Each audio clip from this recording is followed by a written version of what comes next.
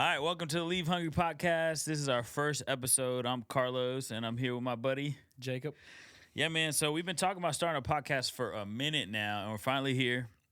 I'm super excited about it just because I think you're amazing, and I think that this is going to be a lot of fun. You excited? Super excited. Yeah.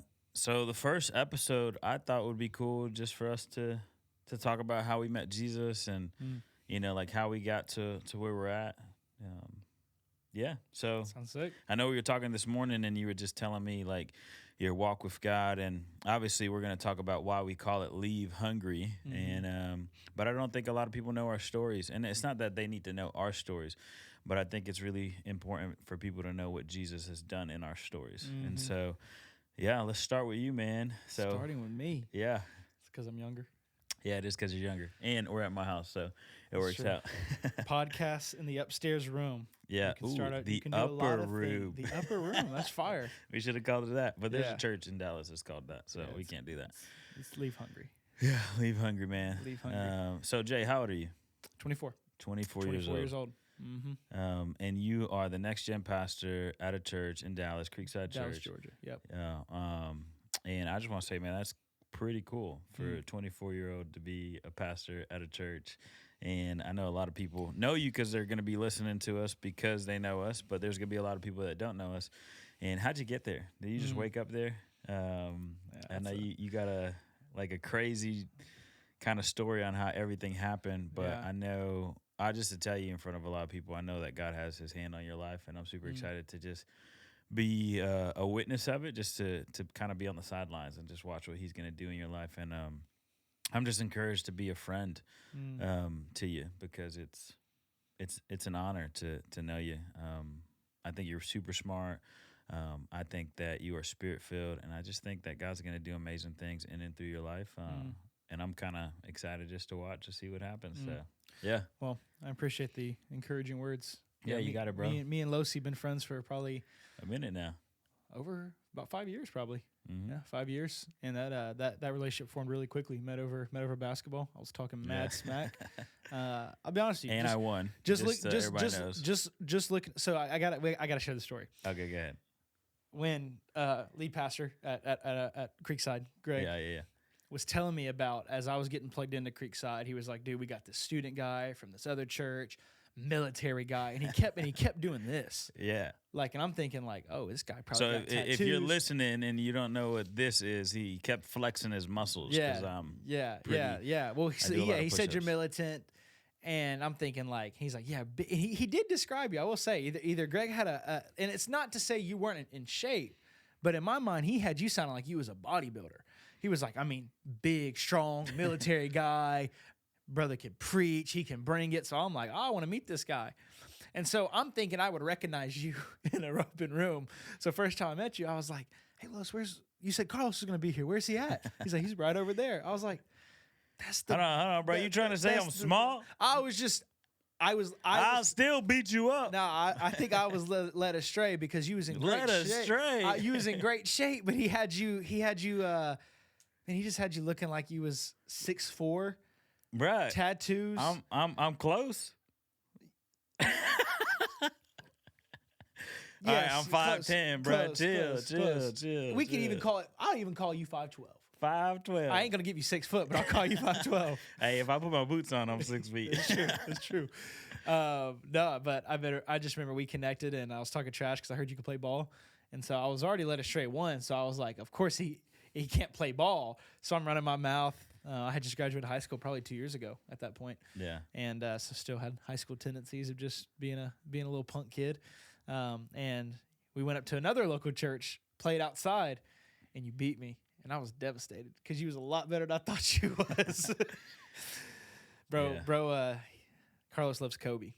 And Kobe's so the guy. I don't get, at that point, I hadn't been posted up by many people. And this man has the meanest post-up fadeaway jump shot. And he did it 8, 9, 10 times in a row.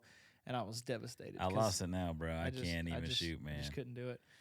But yeah, that's how our friendship started. And then as we got, I kept coming over to the house. You're always so super hospitable. Carlos actually taught me how to be hospitable more than anyone I've ever met. I just never seen someone who just had literally an open door in their house all the time, like just so freely. Hey man, come over, come chill, come eat dinner with me, come hang out with me, come play games with me. You was that way with your students, you were that way with your friends, you were that way with me, and so, dude, that really just even impacted me on how I now think of hospitality, because that wasn't how I grew up. It wasn't how I saw things, and so like I just remember even the impact of like, dude, I know I can almost, unless he's just not home, I know I can call us and he's going to say I can come over. And so like that's the you know, even as we think about, you know, I know your wife's pregnant with a kid on the way, as we think about even raising families, like I want people in my neighborhood, in my family, in my friends, my kids to be around that kind of culture as well too. So you impacted something that I wanted to part into my kids as well too, of just a culture of hospitality that I actually think is a big part of sharing your faith, of being able to open your home and breaking bread with people. And so, number one, thank you for that too. But yeah, Los is such a deep friend of mine. We were, I was in his wedding, so I appreciate that invite. Yeah. He gives me flack a little bit because he wasn't in mine. It's okay. And I would say he was 10 deep and I was number 9 on that roster. 9, dang, bro, chill. Nah, I knew I was gonna be part of it, but you just didn't have. I mean, your brothers. I had 2 brothers. I wasn't tripping, Hallie's, bro. my wife's brother too. Oh yeah, that guy. Not that they wouldn't just be in the playing. wedding. I'm just saying, you know, there were duties, obligations. I got you. I'm not tripping, man. I know you love me, so it doesn't matter what list I'm on or not. Yeah, but we hang out pretty much every Friday. Talk Yeah. about Jesus. We've been doing that for. I mean, that's what made our relationship. Our relationship has totally only really been basketball was an entryway, but that would have never have sustained the friendship and just the sweetness that the Lord has just given us in our friendship. And man, we speaking at each other's churches. Like, dude, you're a huge part of our student ministry. Our students know you. You preach at our student camps as well too. Like your DNA is a part of Creekside students, and just, you know, so a part of my life as well too, man. So again, it's such a sweet thing that we have here, just to be able to be believers and deep friends who love Jesus and just want to continue just to pour into each other, really just from a standpoint of nothing to gain. I just want to share with you what the Lord's been teaching me, and that's kind of the hope behind the podcast. Yeah, that's what I was gonna say, man. That the podcast is this idea that when we come and hang out, we talk about Jesus, and we leave hungry for Jesus after like we depart. Like once we leave and we go back to our normal lives, and we barely talk throughout the week. Yeah, We'll call each other here and there, but on Fridays when we hang out, we're really just talking about Jesus, and it fires us up. Yeah. You know. Yeah. And so that's the whole idea of leave hungry. We leave hungry, so we hope that you leave hungry from these conversations, because we hope and pray that they're centered on Jesus, and that it'll kind of like fire you up. Yeah. You know. Yeah. There's nothing special about us. There's nothing special about our words. I just think 2 regular dudes that love Jesus and want to make an impact in any shape or way that we can, and that's the whole idea behind the podcast. And so that's why I thought today would be cool, just to kind of start with your story. Episode 2, we can do my story, and then we can just talk about ministry and the podcast. The direction that we want to have is we want to keep the same thing that we got going on Fridays. We're going to talk about Jesus, and we're going to figure out where it's going to go. And that's pretty much it. Yeah. And so, yeah, we want you guys to feel like you're sitting on the couch with us. Yeah. Like just talking with us, chatting with us. Sometimes we sit on the back porch and just chat, like just getting into that space where openly talk about Jesus. And so obviously, you know, even though if you're listening, you're not here physically present with us, we want to do our best to think as if you were, assume questions you'd probably be asking, and like as if you were across from us, because we would value your presence here. Yeah. So, and that's the whole point, man. So that's the goal of the podcast. But yeah, let's go ahead and kick it off with your story, bro, and give us like the highlights. You don't got to go into crazy detail. Yeah. But But just tell it'd us. take too long if I went into But all the answer, details. answer this question: like, how did God get a hold of your life? And then how did you end up where you're at today? You know what I'm saying? Yeah. I would say grew up in a Christian home. My dad was Assemblies of God. Mom was Independent Baptist. They somehow met at local church here. Well, they met differently, but both were very different backgrounds. So they kind of both caved on what they're familiar with to meet at a more non-denominational church. And so I was raised in that church until probably about first or second grade. My older brothers, 2 twin older brothers that were really plugged into the church, my parents had disconnected, but I was able to stay in just because my brothers were so involved, and so they would take me, specifically my older brother Jeremy. Shout out Jeremy. Big part of my faith, just because of just the presence and influence he had at this church, and just being a part of being around him. I respected him a ton, and so he kind of kept me going, because my parents weren't really taking me anymore when I was young. But I remember specifically a moment, because I'd heard the gospel a lot growing up. I was 6 years old. And I used to have, some of y'all might not even know what this is. I used to have a TV that did not have cable. And so you plug it in the wall and you get 3 channels, like 3 stock channels on the TV. And one of it might have been PBS. I literally can't remember the channel, but I was a super energetic kid. I couldn't sleep one night. I had woke up, I'd flipped my little TV on, and I just remember seeing this super, super cheesy scene of Jesus like on the cross, like Roman soldiers. I mean, did it look like it was filmed like with a cereal box? Like, it just super cheesy. But I remember seeing the scene of Jesus on the cross. There really wasn't any blood. Like, it was probably an age-appropriate show, from just trying to show the Passion of Christ scene. Not from the Passion, but that's what it's called. And, dude, I just started weeping. And my mom came in the room because I was crying. She didn't know what was going on. And all I could say was, I put him there. Like, I put him there. I put him there. And I knew the gospel, but I think it was the first time the Spirit of God actually convicted me of my sin and said, hey, you have a part to play in this. And that was Jesus taking on your sin. And so it was that moment, I would say, I got saved. Now, when you ask the question, when did the Lord really grip my life? I was young at 6 years old. You hadn't lived a lot of life yet. Even at 24, I haven't lived, maybe a lot of life. But I was able to go through your very rambunctious and formative years of middle school and high school. Middle school, I was a diehard evangelist. I introduced everyone to Lecrae and Christian rap. No one knew who he was. I feel like I introduced him to Paulding County. Shout out Cray. I just remember being a diehard evangelist. Really struggled with the idea, though, of grace. A little bit of that just with my upbringing. I had a good dad, sweet dad, but he was also a very disciplined, hard, rigid dad. I won't go too many details into that. But I think that hurt my paradigm when it came to the understanding of grace. And so with me, every time I did something I shouldn't be doing, I watched something I shouldn't watch, I would feel deep remorse for sin.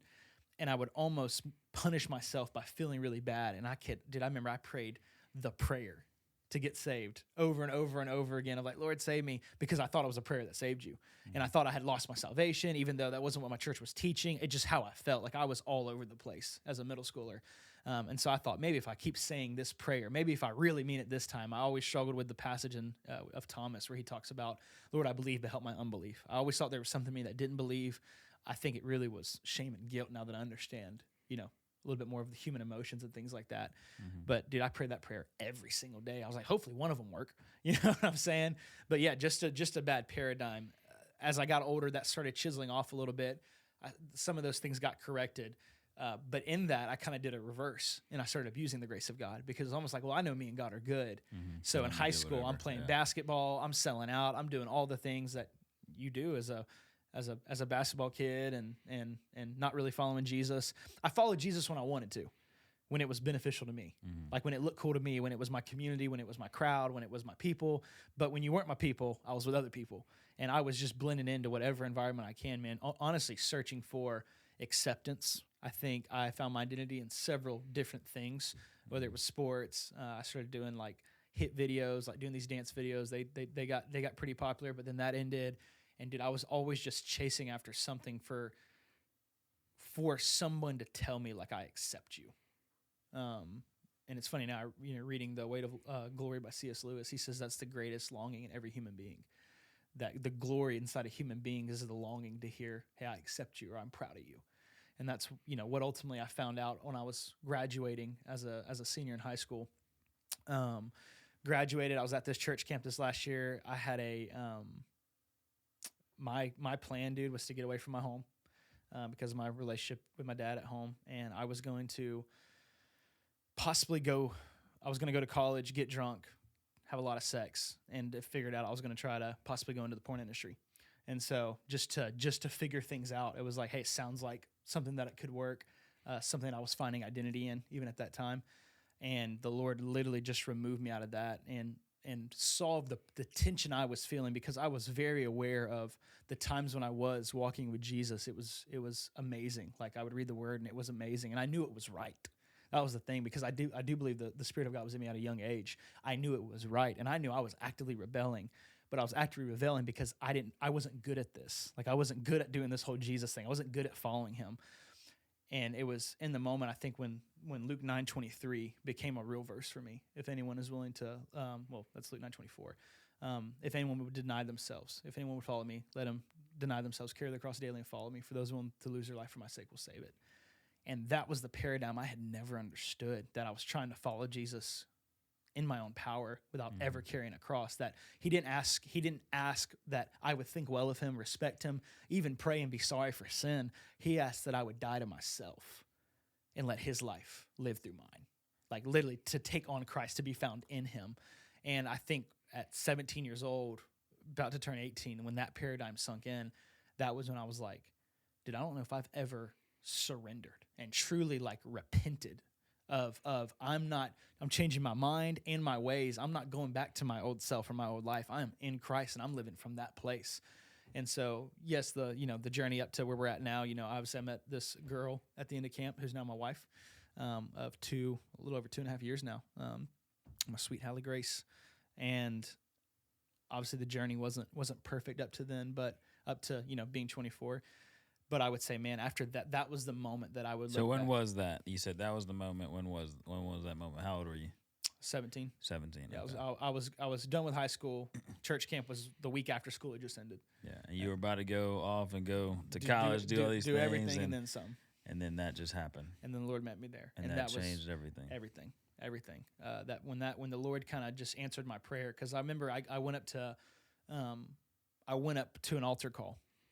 Well, excuse me, there was no altar call. I went up to the altar in the middle of someone's message because I felt like God was just doing business with me. No one else was in there. There's 1,200 students at this camp, and so I just go up to the altar and just go lay down in front of it, because like me and Lord had to do some business. And I remember the only prayer I prayed to him was, Lord, I am tired of doing this back and forth with you. Everything in me wants to follow you, but I'm horrible at it. And I need you to either make me follow you or let me go. So I can feel freedom to go live this certain way. And so I needed some sort of clarity of like a define the relationship, Lord. Like, I need you to let me know, like, are we doing this? And if we are, like, and I think that was the prayer though, of like, I'm glad you're saying you can't do it by yourself. Mm-hmm. You need my power. And I just had never understood that paradigm. And that was when, again, not long after, the Lord just kind of spoke to me in a pretty profound way. It set me on fire. I'm going back to my job. And dude, I was a crazy person at my job, like, doing whatever with whoever.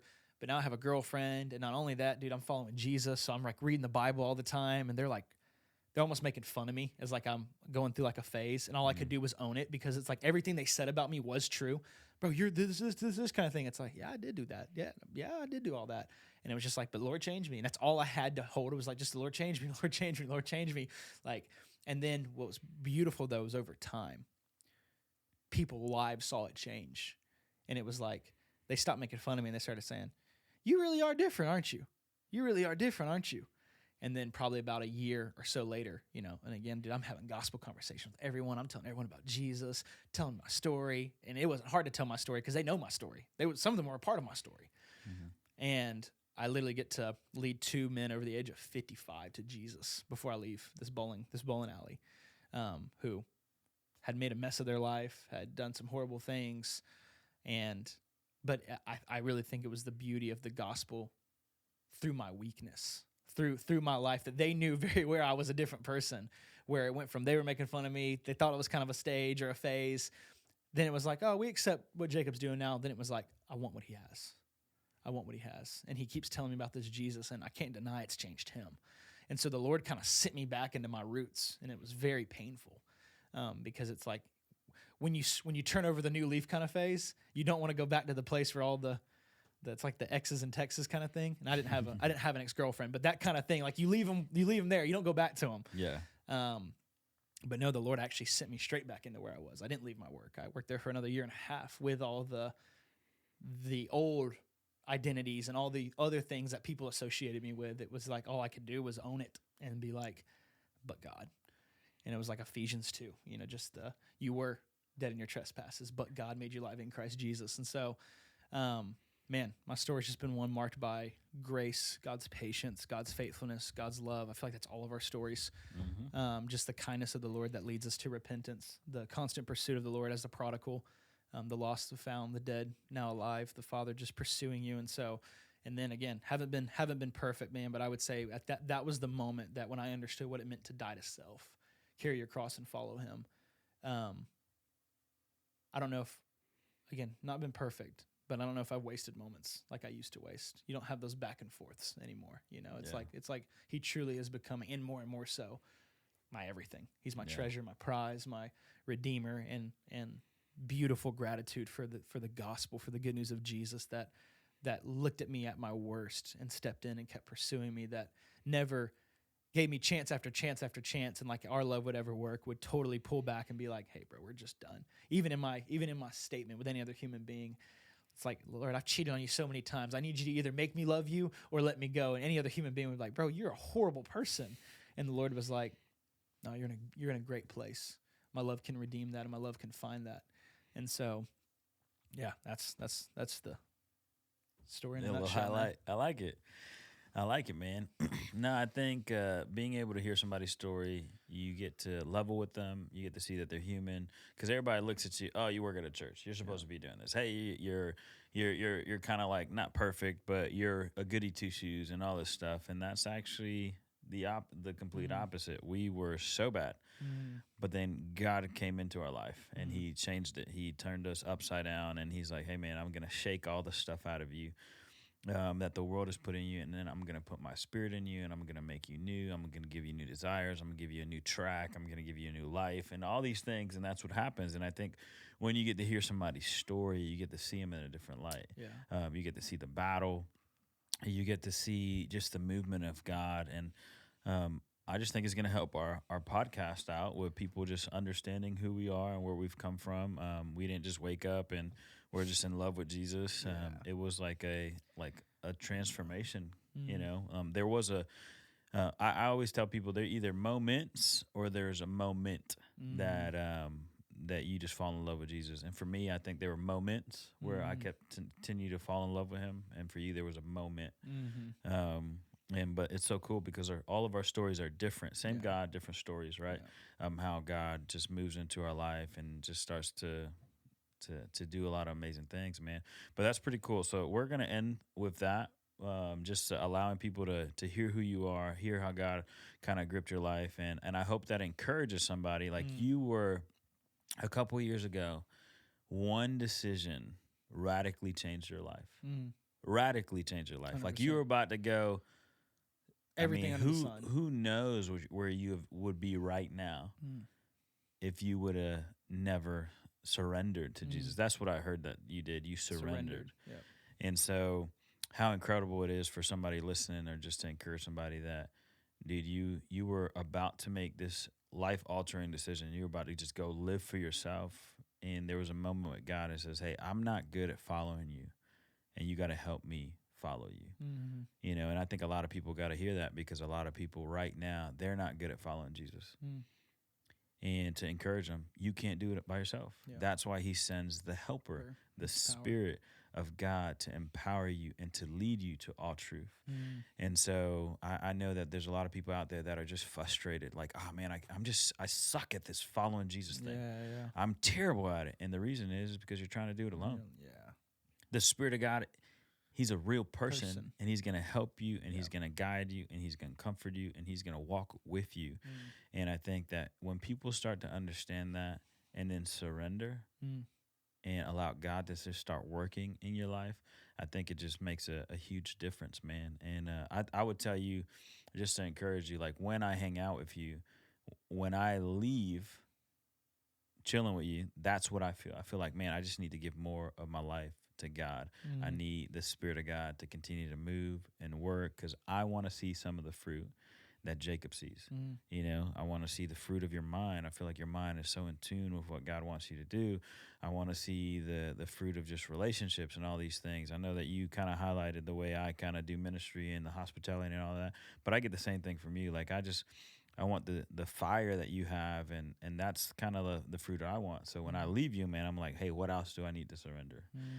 So I just think it's cool. But man, anything else you want to say before we end? No, ready to hear your story, bro. Yeah, well, come back for episode 2. Let's go. But hey, we love you guys. We're here for you, and yeah, tune in. Appreciate you. Peace. Peace.